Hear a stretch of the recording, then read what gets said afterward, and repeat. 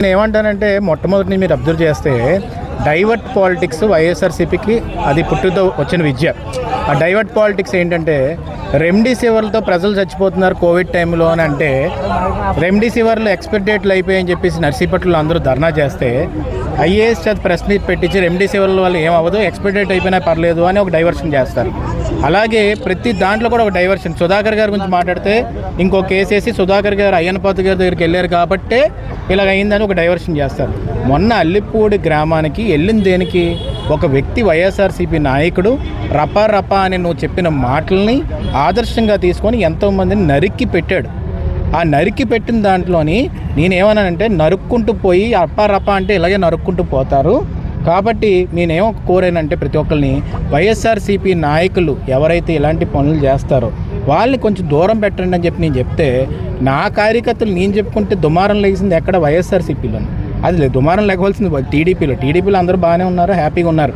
కానీ దుమారం లేచింది వైఎస్ఆర్సీపీలో. ఎందుకంటే హత్య గురించి ఎవరు ప్రశ్నించకూడదు. ఇక్కడ నువ్వేమో మీ వాళ్ళ చేత హత్యలు చేపిస్తుంటే మా ఇల్లుని మేము చక్కబెట్టుకునే టైంలో డిసిప్లిన్ నేర్పిస్తున్నాం.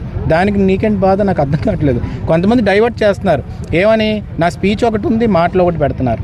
కాబట్టి స్పీచ్ సరిగ్గా మొత్తం వినిన తర్వాత నేను దయచేసి మీ అందరినీ కోరుతుంది ఏంటంటే టీడీపీ నాయకులకి ఇప్పటికీ నేను చెప్తున్నాను ఏమనంటే వెన్నుపోటు రాజకీయాలు మాకు ఇష్టం ఉండదండి. నాకు ఎందుకంటే మాకు వెన్నుపోటు చూసి చిరాకెక్కింది. అందుకనే నేను ఆ రోజు చెప్పింది ఏంటంటే వెన్నుపోటు నాయకులు ఎవరైనా దానికి మంచిగా ఉండే వాళ్ళందరూ బాగానే ఉన్నారు, వెన్నుపోటు పొడిచిన వాళ్ళు భుజాలు తడుకుంటున్నారు. కాబట్టి ఈ హత్యా రాజకీయాలను ఎంకరేజ్ చేయకూడదండి. నేను మొన్న అల్లిపూడిలో కూడా అదే మాట చెప్పాను. కాబట్టి నేను వైఎస్ఆర్సీపీని ఏం మాట చెప్తున్నానంటే దాడిశెట్టి రాజా గారు కానీ జగన్మోహన్ రెడ్డి గారు కానీ అందరూ ఒకసారి ప్రెస్ మీట్ పెట్టి అసలు హత్య గురించి ఏంటో చెప్పండి. ఎవరు మాట్లాడట్లేదు. ఆ వ్యక్తి మీ పార్టీ వాడా కాదా అదే ఒకటే క్వశ్చన్. ఆ క్వశ్చన్కి ఆన్సర్ చెప్పకుండా విజయ్ ఎలా మాట్లాడాడు, చంద్రబాబు నాయుడు గారు ఎలా మాట్లాడారు, లోకేష్ గారు ఎలా మాట్లాడారు, అవి కాదు. హత్య చేసినోడు మీ పార్టీ వాడా కాదా, ఎందుకు అంత దారుణంగా హత్య చేశారు, ఎవరి ప్లాన్తో హత్య చేశారు, ఇది క్వశ్చన్కి ఆన్సర్ చెప్పకుండా మా పార్టీ వాళ్ళ గురించి నేను మాట్లాడుతుంటే మీకేంటి బాధ నాకు అర్థం కాదు. ఇప్పటికీ అదే క్వశ్చన్ మీద నేను ఉన్నాను.